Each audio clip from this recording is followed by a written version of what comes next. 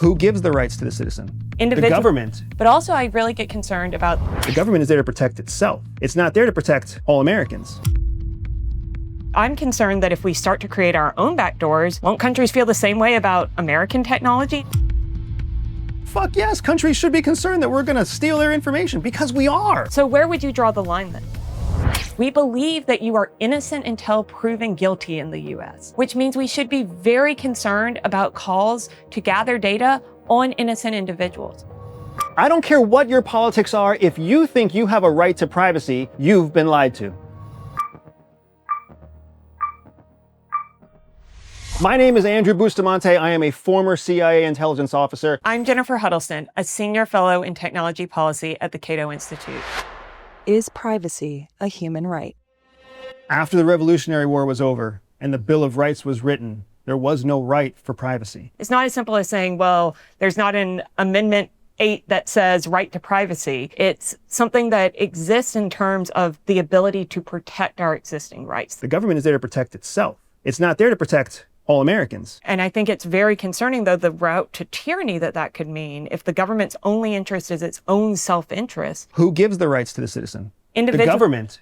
Individuals are endowed by their creator with certain inalienable rights. Privacy was never something that was given to us in the first place. There's 50 states, only 12 of which have constitutional declarations about privacy. Privacy is fundamental to many of our core rights. But also, I really get concerned about the erosion of privacy when it comes to our First Amendment rights, particularly of political activists or whistleblowers, the right to assemble or the right to protest. Parallel to that are nefarious actors who are trying to abuse our system. When we talk about activists and journalists, I don't draw a very clear connection between what that is and what civil liberty is being violated by not allowing an activist to carry out some sort of violent or dangerous act. But all the acts that activists or protests are doing are not violent and dangerous. They may be communicating with a journalist about information they have where they need that kind of encryption and privacy technology in order to feel safe speaking. So there are plenty of examples in history where activists and mass protests have gone violent, where people's property has been destroyed, where people have been individually harmed. The question becomes, once the line is crossed, is the privacy protected?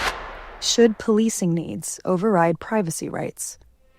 We know what it means if the police show up at your door and just say, let me into your house. A well-informed citizen is likely to know to ask, do you have a warrant? What does that standard look like in the digital age? Why can't law enforcement go through normal procedures to get a warrant, to get something that's narrowly tailored, rather than what we often see are broad data collections or going to data brokers to buy information on American citizens more generally? I think we have to ask ourselves a more fundamental question. Will 8 people spend 3 weeks in prison knowing that they're innocent and just waiting for the system to do its thing? Or are we going to do the opposite, and we're going to let people get hurt, and in fact we're not going to make any arrests until 3 weeks later when we know our one true criminal, and everybody who gets hurt in those 3 weeks is just the cost. For those 8 innocent people, that's a pretty big thing to get caught up in. But also, what does this mean in terms of if we start letting law enforcement have this data, if we start creating these vulnerabilities? We know there are hackers who want information. So I don't think it's as clear of an either or as stopping one bad guy and letting 99 innocent people stay innocent. Should encrypted products be banned?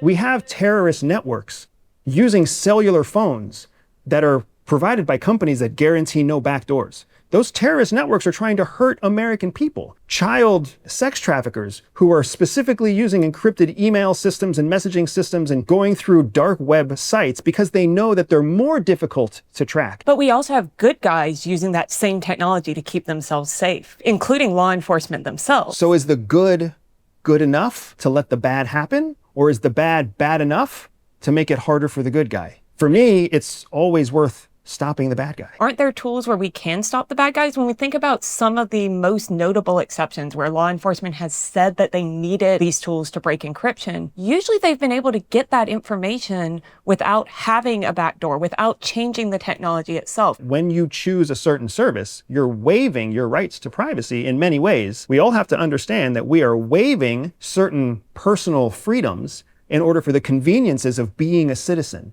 You have a police to protect you. So you have to give them the ability to protect you, which means you might have to give up some of your private information. Because if you're going to outsource your security to the police, that's the cost that you're paying for that outsourced service. That's what it means to be a citizen. Should tech companies give backdoor access to governments? If we start saying it's okay for US law enforcement to do this in the name of national security, then what are we going to do when all these other governments start saying, well, you did this first. Why isn't it okay when we start showing up to companies' doors and asking for backdoors or asking for the data on our citizens? That's a great point. So if you're talking about a French government asking an American company for information about French citizens, I don't have a dog in that fight. If you're saying that the French government is asking for the American company to give information on American citizens, that's a different story. Hell no. But we tell other countries, don't use Huawei because it could render your networks vulnerable to Chinese surveillance. I'm concerned that if we start to create our own backdoors, won't countries feel the same way about American technology and American We already companies? have our own backdoors. And fuck yes, countries should be concerned that we're going to steal their information, because we are. That's what we do. It's how we maintain our dominance. It is a world of fantasy if people think that what companies say they do and what companies actually do is the same thing. Race for the last word. Benjamin Franklin once famously said, "Those who would give up liberty for safety deserve neither liberty nor safety." Benjamin Franklin was one of the individuals who signed the Declaration of Independence.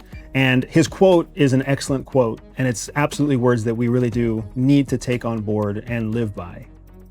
But those words were not carried through into the Constitution or into the Bill of Rights. So for some reason, his advice, his input, was not carried forward as clearly as his quote delivers.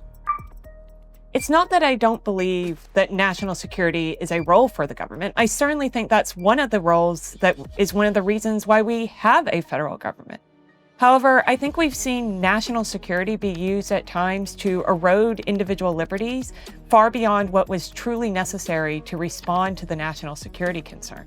So I believe that we should hold the government to a high standard when it comes to burdening individuals, that we should make sure that we protect our individual rights lest they be eroded for what starts off as temporary but becomes permanent. At what point in our history do you feel like you saw the most erosion of civil liberties? I think it's hard to pinpoint a specific time, but we can certainly think of many examples where civil liberties have been eroded. Whether it's the suspension of habeas corpus, whether it's the Japanese internment camps, while these might not be directly tied to privacy, they certainly are things that were tied to claims of national security. And more recently, we've seen this come about in things like the debate over a TikTok divestiture ban, where the government hasn't gone through the full steps of explaining to the individual why this extreme step was potentially necessary and opening up a law that could expand well beyond just TikTok itself. So my question back to you is, what should we do to make sure that the government is making its case to the individual? The government has a responsibility to fit within the three branches of government, to have checks and balances that are always at work. But at the end of the day, the government understands a big part of its job is securing the American people against threats, foreign and domestic.